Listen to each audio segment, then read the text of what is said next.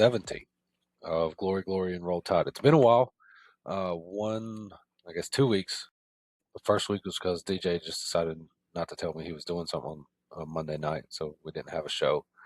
And then I got sick for a week and didn't feel like talking. So that's where we've been. That's why we haven't been doing anything. But what a time to kind of touch base. DJ, I want to put you on trial like you're Yeah. Luther at the Diet of Firms. You said a couple weeks ago that Dan Lanning cannot win the big one, that he is James Franklin, kind of James Franklin-esque, in that he can't win the big one. Do you recant? Did I say it's starting to look like he can't win the big one, or did I say he cannot win the big one? I don't remember. I feel like I said like he's starting to get that whole James Franklin esque feeling around him where he can't. I don't know. James Franklin won a playoff game, and look what happened this year. So we'll see. I hope he wins. It's not really I'm answering the pulling question. for him. I like Oregon. I like Dan Lanning. You also said that Ohio State and Georgia would be the national championship. If they played. Do you? And doesn't look like either one of them are going to be playing until late August. Yeah, what a misfire on that. Yeah, and while I didn't pick them, I did say I was pulling for Ole Miss, so I still feel pretty good about that one. Well, since we're talking about that game, was there anything from that game? Because I just got done listening to Mac and Q talk about it for a little bit, and even Feinbaum say some bull crap that he normally does. Mm-hmm. Was there anything from, you're the Georgia fan here, was there anything during that game that actually frustrated you from like a Kirby standpoint? The only thing that was really frustrating was just it seemed like blown coverages. That was our problem the last time we played them. I was about to say that's been evident like all season. Like we kind of knew their secondary wasn't what it normally is. So I mean, if we look at it, yeah, it's hard to be a realistic fan, you know. But that's why we do this show. Right? Fans are kind of, you know, nuts. That's a young Georgia team. That's a really young Georgia team that just won the SEC championship, and like 80% of the team's coming back. So, should we have been there? Maybe. I don't know. We earned it. That's for sure. But I don't know. Just didn't go our way that night. What needs to stop happening? We need to stop winning the SEC championship, stop getting a bye week, stop going to New Orleans. I was about to say you got to stop going to the Sugar Bowl, and Bama's got to stop going to the Rose Bowl at this point. What you told me earlier that people are calling for Bobo in Schumann's head. What are your thoughts on that?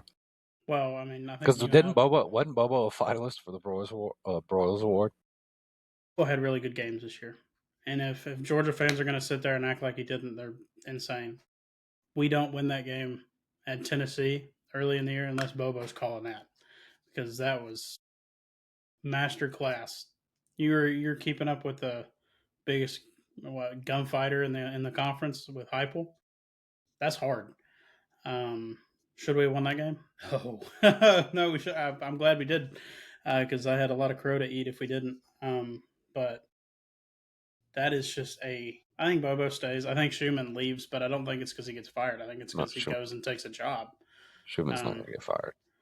Like, if they fired either one of them, I think they're pretty dumb. But, you know, Georgia fans are Georgia fans. Fans of any school are fans of any school where the expectations for schools like Georgia have become it's a national championship or bust, even when the team on the field is not championship caliber.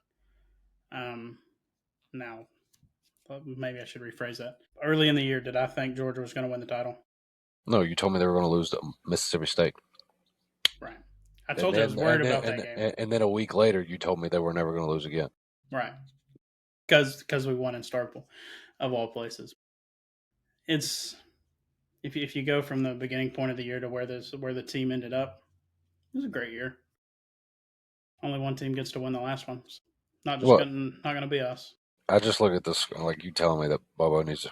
You didn't say Bobo needed to be fired, but you saying that Georgia Facebook said Bobo needs to be fired. It's like you put up 34 points in today's college football. Like old rules, 34 points is nothing.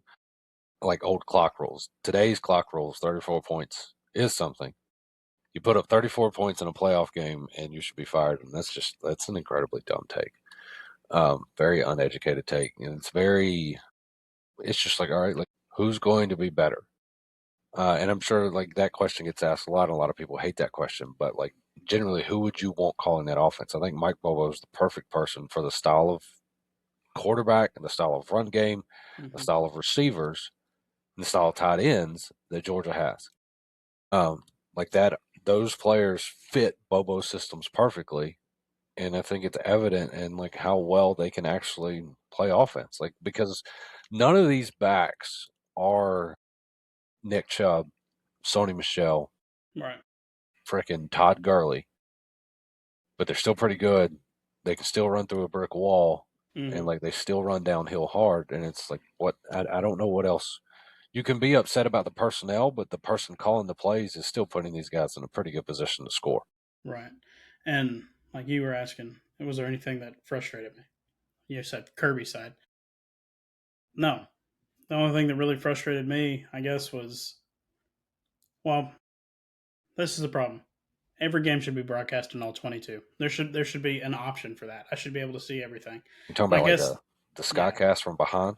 I probably should have been watching that because I don't know. It just seemed like Gunner was trying to do too much a few times during the game, um, and just wasn't taking what was there. I think he missed Zachariah Branch like wide open in the flats earlier. I guess in the third or fourth quarter, but I think they scored on that drive anyway, so it didn't matter. But you can't take away anything from Gunner. Dude is tough. Holy crap. I mean, he's the toughest person Well, on that field. you caught a glimpse of that last year when he died against Texas. Yeah. And then, I mean, there was that one hit. He went up and he got body slammed, got right back up, run on down. What a man. Well, and you talking about him missing Zachariah Branch, I think that's another indication of like there's nothing wrong with the OC. If a player's open, Mm-hmm. the OC did his job. He got Yeah. somebody open, and like because as bad as Auburn was, if you look at some of those plays that Hugh Freeze had designed, as much crap as like I would give him, Cam Coleman's open. They're just not throwing him the ball, and it's like, well, that's not Hugh's fault. That's the guy who's like pulling the trigger, and obviously it goes back to Hugh got that guy in place. But my point being, like the OC's job is to get guys open, and if they're doing that, then it's on to the players at that point. But you're talking about the Skycast, right? From Mm-hmm. like behind the centers, if you're playing the game, Yeah. that's by far the best view. It is. I wish I could get that view. Last year, I was out here in the garage. Because I had two TVs out here, and I had it synced up with the live broadcast. Mm-hmm. So I was listening to Fowler and Hervey call the LSU Bama game on Skycast, and it was by far the best viewing of Yeah. a game that I've ever. Well, the NFL did that, what, one time on a Sunday night, and like, I'm not going to do that again. Yeah, Why not? but That should like, be an option. I think it gives you a perfect example of like what these guys are seeing. Mm-hmm. Like you're getting mad that he's getting stuffed at the line. Well, it's because the hole didn't open up. And then you're sitting there, why is he not throwing it? Right. Where's he go Because throw nobody's it? open. Yeah. Right. So I don't know. Maybe I should have been watching it through that way because I really do enjoy watching, that Skycam. They do a pretty good job with it. But it's, I was not, when that game ended the third time, I was not disappointed. Like, I wasn't just distraught laying there in bed awake all night. Oh yeah, it did end a Well, 100 times. I was yeah, like, what are you talking about? But yeah, yeah. it had. It ended that one time and then another time and then the final time. So, um, I don't know. Maybe I'm in the minority of Georgia fans with that, but Trinidad Chambliss is a dog, It's good. dude. He's And so like, good at football. He threw that ball to set up the go ahead field goal, right? Um, what are you gonna do?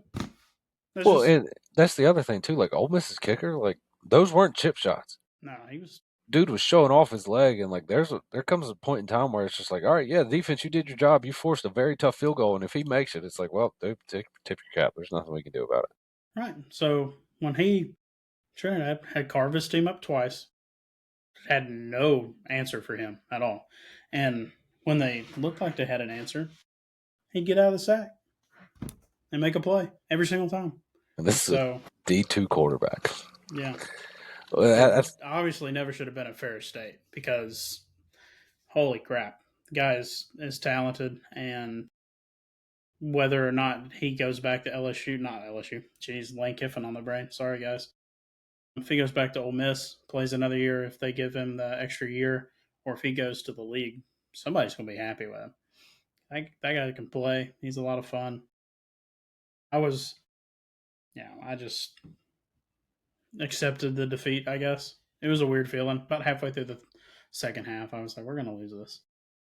well, it's funny you say that, and I'll use this as a way to transition to Bama and Indiana. Like you and I were talking earlier this morning, I told you I didn't when I watched Indiana this year, I was really watching either Oregon or Ohio State because I was trying to see where those teams were.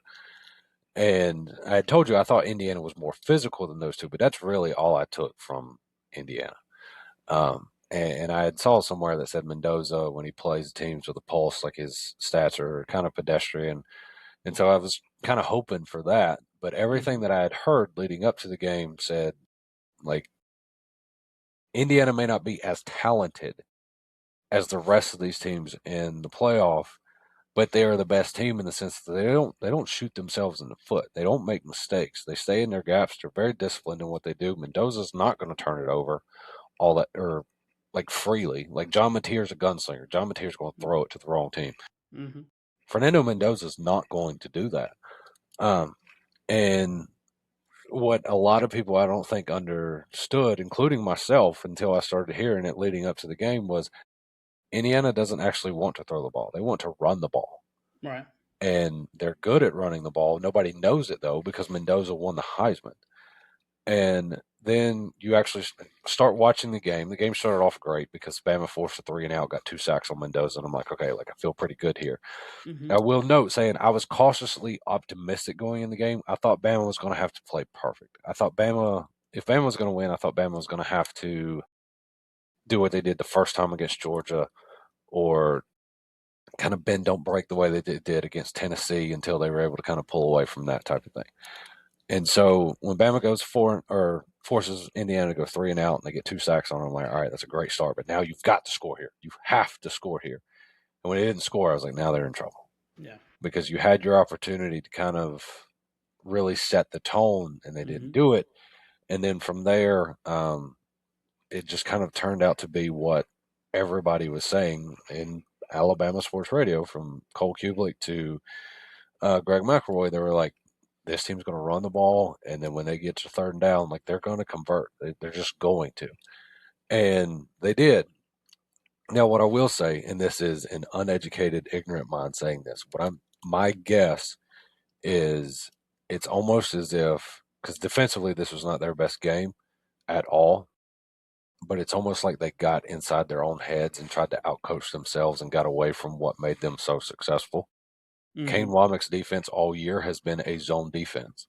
Well, everybody's like, you can't play zone against Indiana because Mendoza's going to pick you apart. Well, he picked them apart and they were playing man. So I don't know how much worse zone would have been. And at least if you're playing zone, your eyes stay in front of you. Whereas if you're playing man and all of a sudden you got your back turned, and if Mm-hmm. they do decide to run it, and like, I don't know, again, I don't watch the film, guys. I don't know if they did this or not, but like, if you're running the ball, but you're telling your receivers, hey, just pretend it's a go route, Mm-hmm. now all of a sudden you're forcing 3 or 4 DBs to turn their back. And that's 3 or 4 guys that are away from the play that could be making the play. Right. Because let's face it, there's not many wide receivers that block well. Whether they're actually good at blocking or not, they're the easiest block to shed. Mm-hmm. And so it was one of those where, looking back, I wish it's like, did Womack try to do too much and trying to play a defense he can't play? Because they played more man last year before Womack had a chance to actually install his defense.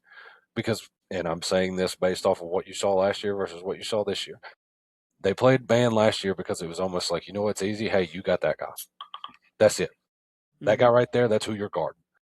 But when you're playing zone, it's like, all right, you've got this area, but you're responsible for this, this, this, and this. And this second year, when they had a full off season to work on that, it seemed like they grasped it very well. But then it's like they tried switching a man again, and it's like that just it's not going to work. But then offensively, what it cracked me up because this is all I heard during the second half of the year, and even going into the SEC championship and going into the game against Indiana, is like Bama's got to run the ball because they Mm-hmm. can't. What are we talking about here? They can't. They've proven they can't run the ball, and so you're wanting them to run the ball against one of the best rushing defenses in the country. So what are we talking about here? But then not only that, because you can't run the ball and everybody knows it, and even when you do try to run the ball, you're less than unsuccessful, Mm-hmm. putting all this pressure on Ty Simpson, who's apparently hurt. Apparently I'll have to see if I can find it. I don't think I screenshot it, but like he got hurt. He was dealing with some issues leading into the game that hadn't healed. And it's like now you're putting all this pressure on a quarterback that they know is going to throw the ball. Mm-hmm. Like this isn't September to where it's like, oh, they haven't been able to run the ball because Jam Miller's been hurt. It's like, no, it's January and they just can't run.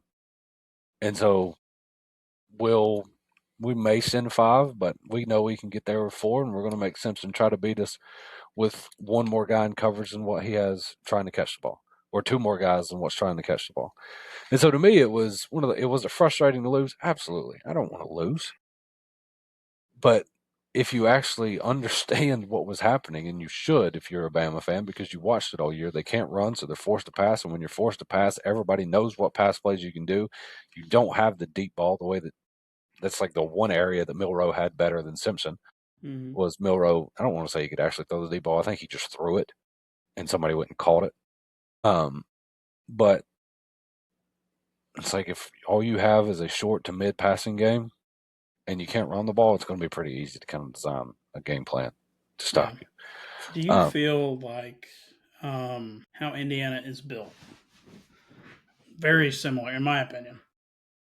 Very similar to those early Nick Saban Bama teams. Yes, because they're very disciplined. Yeah. They don't necessarily have the talent, but like they do their job and they do it well. Mm-hmm. Um, and I think it's interesting because Sig is not Nick Saban in personality, but he seems to be Saban in his demand. And like I've heard bits and pieces of him, he's like, they're like, why you look so mad on the sideline when you're up big? He's like, because I'm hearing on the over the headset of people being complacent. Mm-hmm. He's like, and you can't be complacent. And that's all that Kirby and that's all that Saban ever say was the fear of complacency. And I think that's something that Sig's done extraordinarily well there because the dude never looks happy. No. Um, He's hilarious. You see his little finger guns to Pat McAfee before he took the field. yeah, That's cool. um, but it's I don't know. That was one of those where I would obviously have loved to see Alabama win. I hated to see them lose the way that they did. But when you break it down, and people were so pissed off about him DeBoer going for it on 4th down inside their own territory, it's like when you get to these games, you have to score. And that's why I had no issue with what Kirby was doing against Ole Miss. Like you have to, field goals against Ole Miss do nothing because odds are they're going to score. Mm-hmm. It's can you force them to a field goal? Yeah. If for you, if when you're playing in Indiana, when you're playing in Ole Miss, or um, I'll say in Oregon right now, I'm not going to say Miami because Miami's still struggling to actually score, but you can't accept if it's 4th and 1, you got to convert. That's just what it boils down to. You have to convert that and you have to keep the drive going because if you give them a chance to score, then you've put yourself in a deeper hole, in a hole that you can't afford to be in a kind of winner take all. And Right. so for me, it's not necessarily like you've never done that all year. No, it's like this is a point where you have to, because if you don't, I don't care how much confidence you have in your defense, you're probably giving up a score because this is one of the best teams in the country. Mm-hmm. Um, but it's so interesting because like I heard Feinbaum, they had him on this morning, and they were like, "What's your view on Kalen DeBoer now?" And like 3 weeks ago, he was praising Kalen DeBoer after beating Oklahoma, and now he's like, "I guess people are hesitant as whether or not this is the right guy to lead Alabama." Again, I'm going to question who's the right guy to lead Alabama then, because you had asked the question off air when we were talking earlier, because Sig was hired the same year. Sig was hired in November. Yeah. You didn't when it was November 30th when Sig was hired. You didn't know Nick Saban was going to retire. Right. And if he And so, did, that was the greatest kept secret in the history of football. right. And so when Saban does retire, you've got 2 days. You're already behind the eight ball because other people have started hiring coaches. And now you've got to hire someone quickly so that you just don't have a mass exodus on your hands. And like you and I said this morning, if they hired Sig, Alabama fans would have thrown a fit. Correct. Correct. They would have thrown a fit. And if any of them tell you they wouldn't have, they're lying. If they'd have said, we hired who from JMU, I Right. mean, I'm Yeah. sure if you would have remembered the name when he was on staff, but like, But there's very few, I think, that they would have been there are furious. diehards that would have, but generally speaking, not many people would have. And I think the only thing I know, I did mention this to you this morning. Like I knew Signetti because he was at Elon, which is 10 minutes down the road from me, Mm-hmm. and he was the only one of recent his excuse me I stopped all that of smoking. yeah he's the only one of in like recent history that has made Elon football actually good, and not just good, but like making the playoff good. Mm-hmm. And making the playoff in the FCS is a little difficult unless your name is has a Montana in it or a Dakota in it. Um, and then he goes to JMU, does the same thing there. As soon as JMU gets pulled up, he still and goes into the Fun Belt. He's still there, and he just goes out and does what he's doing now. And so when he went to Indiana, my thought was like, Sig, like Indiana. Now, obviously, I was wrong there, but I think everybody had that thought though. It's yeah, just like, why do you want to go there? right. I didn't even think it was a lateral move. I thought it was backwards. But obviously he's right. Now, obviously we were all wrong there, but I mean that's one of He the called it though. That's the greatest part. and there he did. I win. Google Purdue me. sucks. Yeah, So does Michigan and Ohio State. yeah, Okay, dude. They call your shot. yep. And not only did he do it, but he has He backed has it up. backed it up every inch. But that's one of those that I think it'll be interesting because, or their game against Oregon is going to be interesting because there's nothing but Saban assistants left, which I think is Mm-hmm. awesome. Uh, but which one actually paid more attention?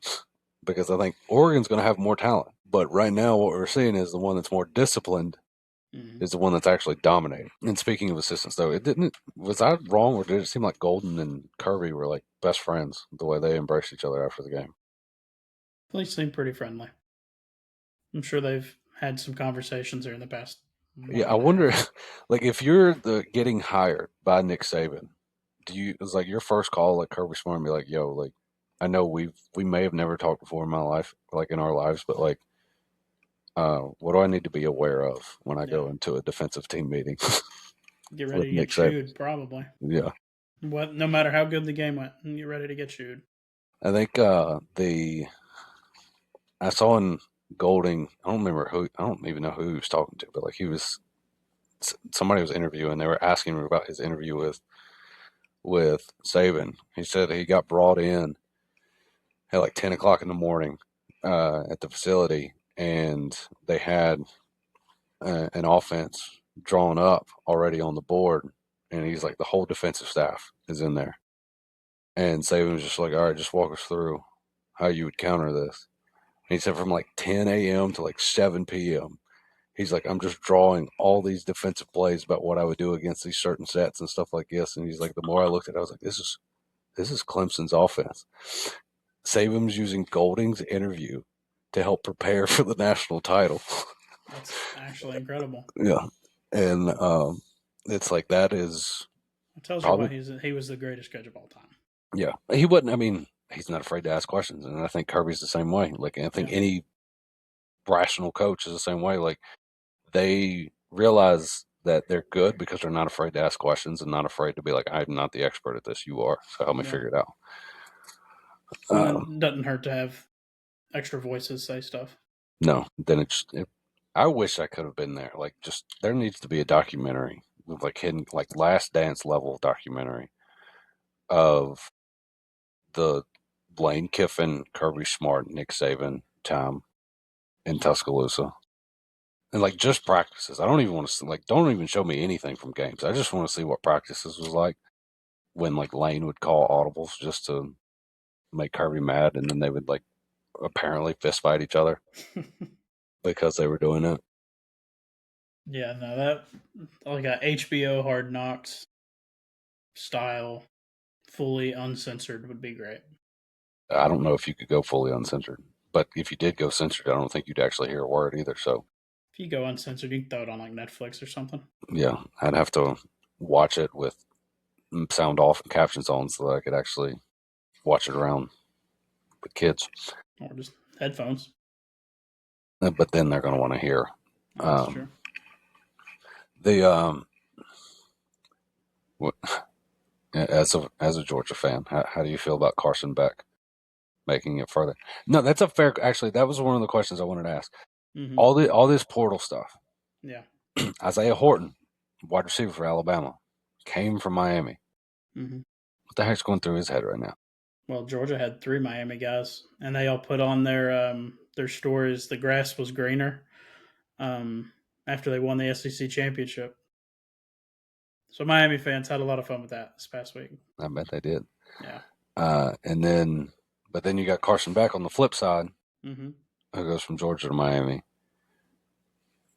What are your opinions, I thoughts? mean, I'm waiting for the other Carson Beck to show up.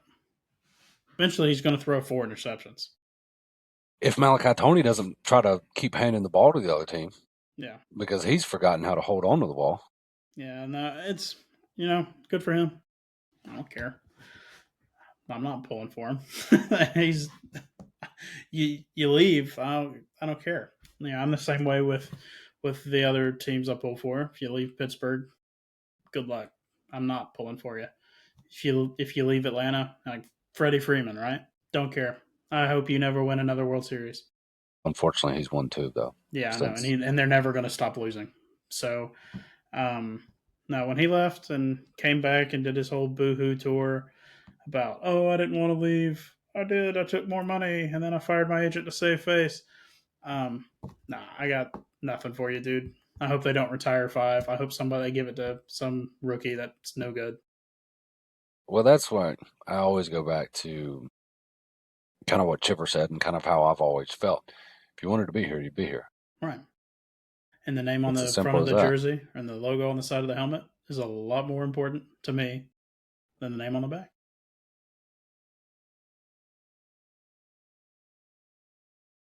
I have no earthly clue. I think it's an interesting one because I don't think Miami's offense can win a shootout. Mm-hmm. Miami's defense is good.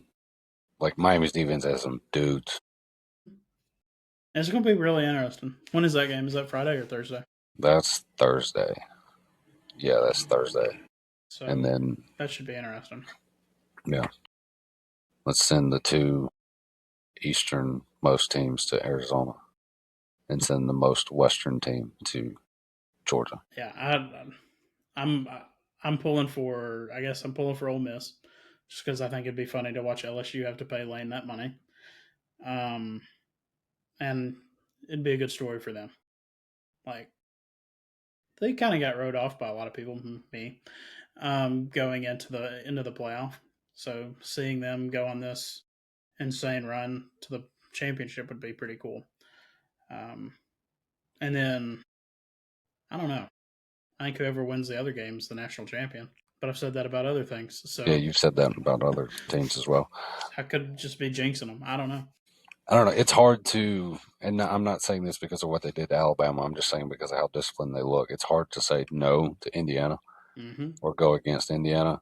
I am pulling for Ole Miss the rest of the way, and I've stuck with this since the beginning, since I asked you who you were pulling for. We should have done that draft because you said I could have had the field. Yeah, you'd have won really quick. Yeah, but I'm pulling for Pete Golding. I liked him. I never understood why the Gumps hated him, but I like Pete Golding. Like him even more now. Uh, but I also think it would be awesome if SEC football did what SEC baseball does all the time, where you have a regular season champ, a conference champ, and a national champ that are not the same team. I'm sure that would make a lot of people thrilled. Yeah, All the SEC definitely. slander. Yeah. They're 2-7 in bowl games. They're okay. Yeah, let's end with this, and then we'll try to keep this one short. Like, how much? I don't put a lot of stock into bowl game victories because not anymore, at I least did maybe because 15 years ago. right. Because I mean, didn't wasn't it Penn State's second string versus Clemson's second string? And I know that's not Yeah, even an SEC. Either one of those are SEC schools, but like, what am I supposed to take out of that? nothing. And then like Tennessee, Illinois, it's like okay, like you had a month to prepare against each other, and that's not like obviously you still got to go out and execute, but like you've got a month to prepare against each other in a game that's really just a glorified exhibition now, Yep. to where like you are running more trick plays than you ever would. It's like you've got, hey, we didn't run these plays, but we practiced them all year. Go have fun. And like obviously it counts on your win loss record, but like to me it just doesn't seem like anything that like needs to actually hold any stock. But also, and let me see if I can find this one real quick because it is an interesting tidbit. Uh, the SEC number 9 lost to the Big Ten number 7. The SEC number 10 lost to the Big 12 number 4 by 3. The SEC number 8 lost to the ACC number 2 by 6. The SEC number 3 lost to the American number 1 by 31. Jeez. No, the SEC beat the American number 1 by 31. The SEC number 4 lost to the ACC number 3 by 7. And so that would have been Miami, Texas A&M. And the Mm-hmm. SEC number 2 beat the SEC number 6 by 10. So that was Bama and Oklahoma. So it just shows you who the SEC up to this point, which was December 30th. So obviously you can throw Bama in there now, but you've still got the SEC 1 playing the SEC 3 in there. That can be thrown in there too. But for contrast, the Big Ten number 9 beat the Mountain West number 1. The Big Ten number 3 beat the Fun Belt number 1. The Big Ten number 11 beat the MAC. The Big Ten number 8 beat the Mountain West number 3. The Big Ten number 12 beat the ACC number 8. And the Big Ten number 7 did beat the SEC number 9 by 2. And so that was what, Illinois, Tennessee? Yeah. And so it's like, are So the we Big really Ten's playing. a non-conference schedule, like an the, easy September non-conference schedule, and the SEC is having to play teams that are better. Uh, yeah, I mean that's kind of what it boils down to. Teams that are better, with the exception of Bama, Oklahoma, but the better team in that particular game won as far as ranking goes. mm-hmm. And so like I don't know, we'll probably get like SEC homerism for that, but it's hard for me to put any stock in the Music City Bowl. It's hard for me to put any stock. Like, who did Vanderbilt lose to? They lost to Iowa. Like, I don't care. Like, I Yeah. really don't. I mean, like I told you this morning, I've not watched a bowl game. Does anyone watch bowl games? People do. I was about to say, we apparently know they do. people do. Yeah. But like put bowl, whoever's idea it was, I've heard it 1,000 times from 10 different people. Put bowl games at the beginning of the year, make it based on last year's results, make it mean something, because bowl games, as we know, are dead. They're useless. They're pointless. Let's just go ahead and push the playoffs. Start them immediately in December. Let's run it. There's no reason that college games should be taking place right now Well, was or it in two hard for? weeks. I don't know. My excitement, even though my team was in it and my team advanced, was not where it is during the regular season. No, because I mean, last year I remember sitting there thinking, why is college football still going on? We're in the divisional round of the NFL playoffs. Like this should have been over like a month ago. Um, you know, now I know a lot of people probably won't agree with it because the Rose Bowl really is not a good stadium, but it's very scenic and very pretty. Um, Not when it's raining. Not when it's raining, but that should be the national title every year, Rose Bowl.